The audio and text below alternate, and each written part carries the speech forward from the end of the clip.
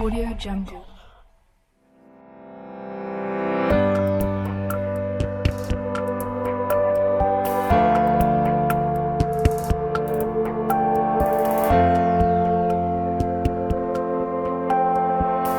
Assalamualaikum warahmatullahi wabarakatuh. Perkenalkan, nama saya Nur Fajriya, kelas PID semester 4. Di sini saya akan mempresentasikan hasil makalah kelompok kami, yakni kelompok 10, dan dalam mata kuliah manajemen PI luar sekolah. Di sini saya akan mempresentasikan poin yang pertama, yaitu mengenai program kesetaraan. Apa sih yang dimaksud dengan program kesetaraan? Program kesetaraan di sini merupakan suatu program pendidikan yang diadakan pada pendidikan luar sekolah, yakni bisa juga disebut dengan pendidikan non formal. Kemudian pendidikan kesetaraan ini merupakan suatu pendidikan yang memiliki peraturan-peraturan yang teratur, namun peraturan tersebut tidak begitu ketat, berbeda dengan pendidikan yang formal. Jika pendidikan formal merupakan pendidikan yang emang notabene itu pendidikan yang teratur dan memiliki peraturan yang begitu ketat yang telah disusun oleh pemerintahan maupun kurikulum sekolah itu sendiri. Pendidikan non formal kesetaraan ini juga merupakan pendidikan yang sama dengan pendidikan yang lain, namun memiliki program-program yang berbeda dalam hal pembelajaran maupun dalam hal lingkungannya. Kemudian pendidikan kesetaraan ini yaitu mencangkup pendidikan paket, yang mana paket tersebut sering kita dengar dengan pendidikan paket A yang mencangkup SD dan MI, kemudian paket B yang mencangkup SMP ataupun MTS, kemudian paket C yaitu pendidikan setara SMA ataupun MA. Pada pendidikan kesetaraan ini merupakan pendidikan yang sama dengan pendidikan yang formal, namun mereka memiliki proses pembelajaran sendiri. Jadi tidak melalui proses pembelajaran yang begitu lama. Kemudian orang-orang yang memiliki ijazah paket ataupun ijazah pendidikan kesetaraan ini tentunya mereka juga memiliki kesamaan ataupun harus diperlakukan sama dengan orang-orang yang memiliki paket ataupun memiliki pendidikan formal, ijazah formal seperti ijazah SDMI dan seterusnya. Orang-orang yang memiliki pendidikan ataupun ijazah keluaran paket ataupun pendidikan kesetaraan ini tentunya mereka bisa disamakan dengan orang-orang yang memiliki ijazah formal dengan syarat mereka itu harus diuji layaknya orang-orang yang memiliki pendidikan atau ijazah formal.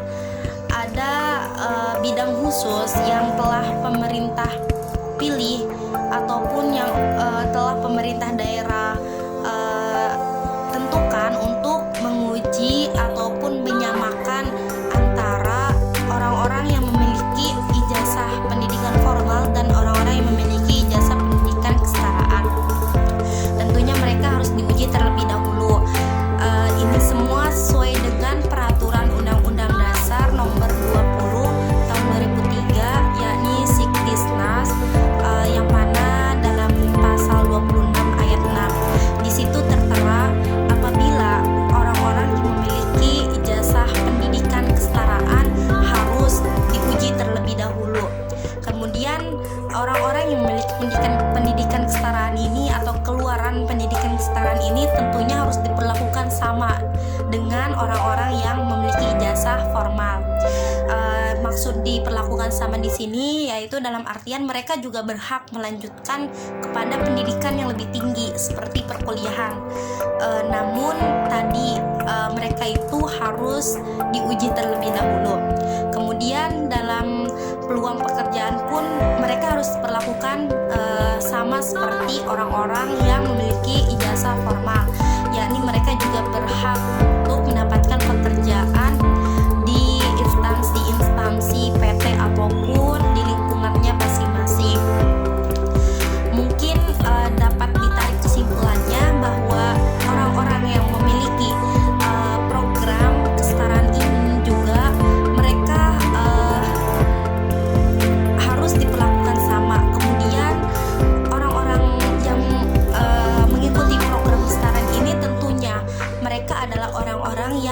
tadinya tidak mampu untuk melanjutkan sekolah kepada sekolah formal, kemudian mereka menundanya terlalu lama dan kemudian mereka melanjutkannya kepada pendidikan kesetaraan. Mungkin kurang lebihnya tentang pendidikan kesetaraan itu adalah yang telah saya jelaskan tadi. Bila ada kekurangan bisa ditanyakan dalam sesi pertanyaan, dan selanjutnya akan dilanjutkan oleh teman saya yang lain. Bismillahirrahmanirrahim. Saya akan melanjutkan presentasi dari saudari Nurul Fajriah mengenai karakteristik pendidikan kesetaraan. Untuk memahami pendidikan luar sekolah, diperlukan pemahaman tentang ciri-ciri mengenai pendidikan kesetaraan. Jadi di program pendidikan kesetaraan itu wajib memiliki kelompok khusus. Maksud dari kelompok khusus itu adalah satuan pendidikan, penyelenggara pendidikan kesetaraan, PKBM atau SKB, sering melupakan muatan-muatan khusus secara matang. Padahal itu merupakan salah satu ciri khas pendidikan kesetaraan. Pendidikan kesetaraan bukanlah semata-mata pendidikan bersamaan, namun bertujuan agar lulusan pendidikan kesetaraan memiliki keberdayaan dan keterampilan sehingga mampu menyesuaikan dengan kehidupan masyarakat dan masuk dunia kerja, dunia industri. Karena itulah, di samping memberikan materi muatan kurikulum yang bersifat akademik berupa mata pelajaran umum, juga diberikan materi muatan khusus. Muatan kelompok khusus ini menggantikan mata pelajaran muatan lokal, keterampilan fungsional, pengembangan kepribadian profesional pada kurikulum lama pendidikan kesetaraan. Bahkan dimasukkan mata pelajaran kurikulum lama olahraga, seni budaya, dan prakarya menjadi muatan kelompok keterampilan wajib yang masuk kelompok khusus. Dalam muatan kelompok khusus bisa menjadi muatan seni budaya atau pemberdayaan, tergantung dari bentuk muatan kurikulum dan bentuk kegiatannya. Bentuk pemberdayaan pada pendidikan kesetaraan terdapat 3 bentuk, yaitu pemberdayaan individual, pemberdayaan relasional, kemudian juga pemberdayaan kolektif. Jadi keberdayaan yang pertama itu keberdayaan individual itu dalam arti kapasitas individual dalam bertindak diperlukan agar peserta didik mampu dan berdaya mengembangkan diri sejalan dengan tingkat perkembangannya dan kemajuan berlangsung di masyarakat. Muatan pemberdayaan ini diberikan baik dalam bentuk penguatan kapasitas diri maupun kemampuan mengenali struktur sekitar, menghambat pengembangan diri dan sekaligus yang memberi peluang bagaimana menggunakannya, khususnya menggunakan kelembagaan yang ada bagi penguatan kapasitas dalam pengembangan diri. Yang kedua itu keberdayaan relasional, diperlukan untuk berkontribusi pada masyarakat sekitar dan dunia kerja. Jadi keberdayaan dalam arti kapasitas bertindak secara relasional ini ditentukan bukan hanya oleh pribadi atau individual peserta didik, tetapi juga secara kontingen atau terbuka ditentukan oleh momentum berlangsungnya relasi atau hubungan sosial peserta didik tersebut. Ya, kemudian keberdayaan kolektif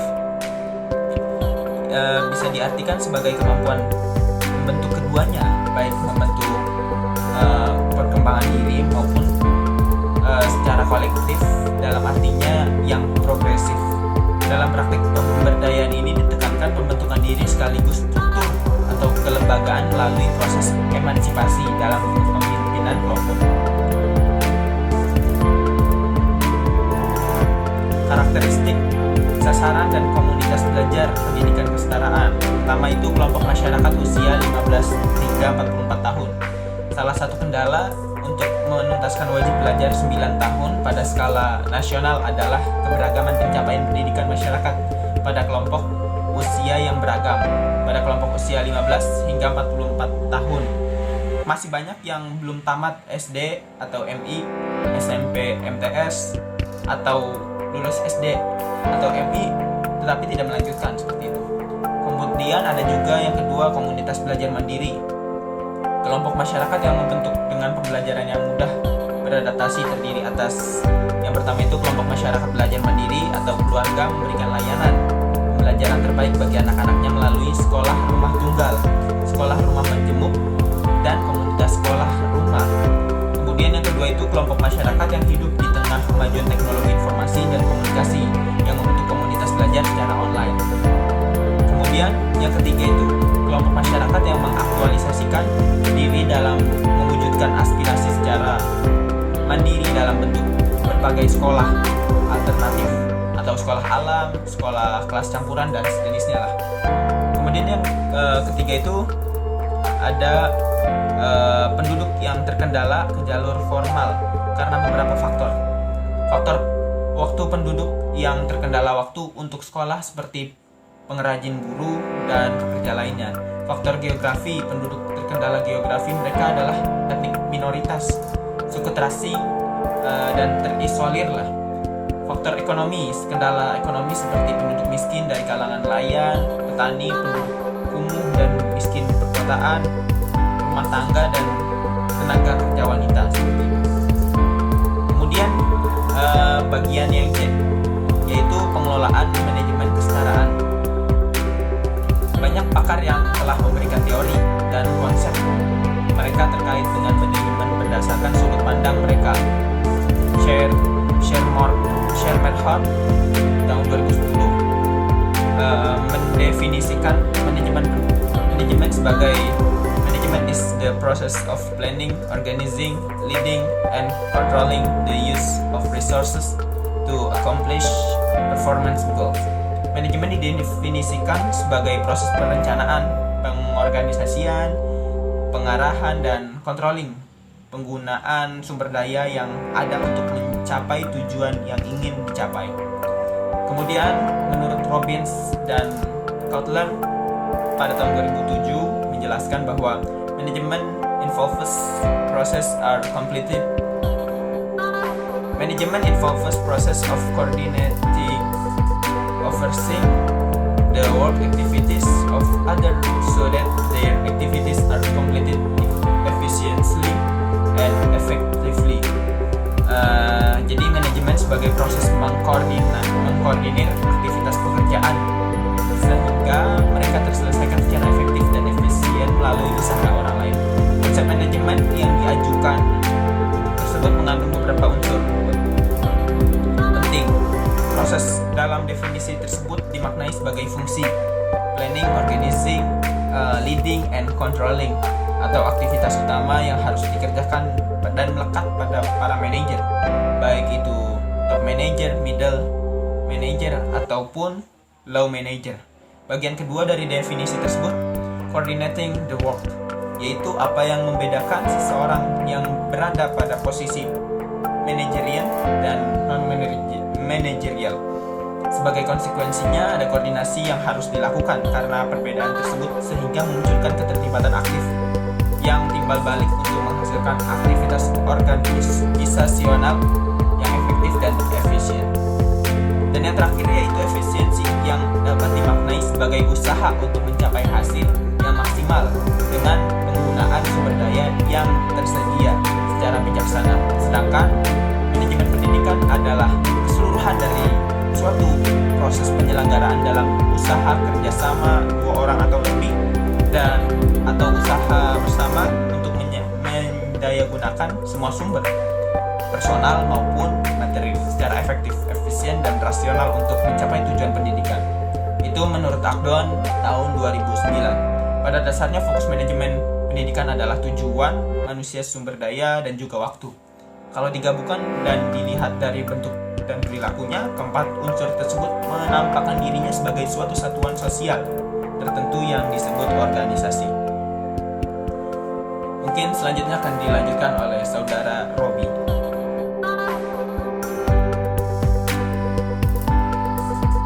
Bismillahirrahmanirrahim. Di sini selanjutnya saya akan melanjutkan materi yang sebelumnya disampaikan oleh teman sekelompok saya. Masih di dalam pengelolaan lembaga pendidikan kesetaraan. Namun sekarang masuk terhadap fungsi dan tujuan pendidikan kesetaraan. Fungsi pendidikan kesetaraan adalah pendidikan kesetaraan untuk paket A dan paket B yang diarahkan untuk mempercepat penuntasan wajar Dikdas 9 tahun. Sedangkan pendidikan kesetaraan paket C ditunjukkan untuk memperluas akses pendidikan menengah, pendidikan kesetaraan untuk meningkatkan rata-rata lamanya belajar dan produktivitas warga negara atau yang disebut Indeks Pembangunan Manusia ataupun yang bernama IPM. Tujuan dari pendidikan kesetaraan antara lainnya itu untuk memperluas akses pendidikan dasar 9 tahun melalui jalur pendidikan non-formal, program paket A dan paket B. Memperluas akses pendidikan menengah melalui jalur pendidikan nasional, program paket C meningkatkan mutu, relevansi, dan daya saing. Pendidikan kesetaraan program paket A, B, dan C ini menguatkan tata kelola, akuntabilitas, dan citra publik terhadap penyelenggaraan dan lulusan pendidikan kesetaraan. Lalu ada sasaran pendidikan kesetaraan ini. Nah, sasaran pendidikan kesetaraan ini ada beberapa, yaitu yang diantaranya adalah yang pertama penduduk 3 tahun di atas usia SD ataupun MI, paket A, dan 3 tahun di atas usia SMP ataupun MTS, yaitu paket B. Lalu yang kedua adalah penduduk usia sekolah yang tergabung dengan komunitas e-learning, sekolah rumah, sekolah alternatif, komunitas berpotensi khusus seperti pemusik, atlet, pelukis, dan lain-lain.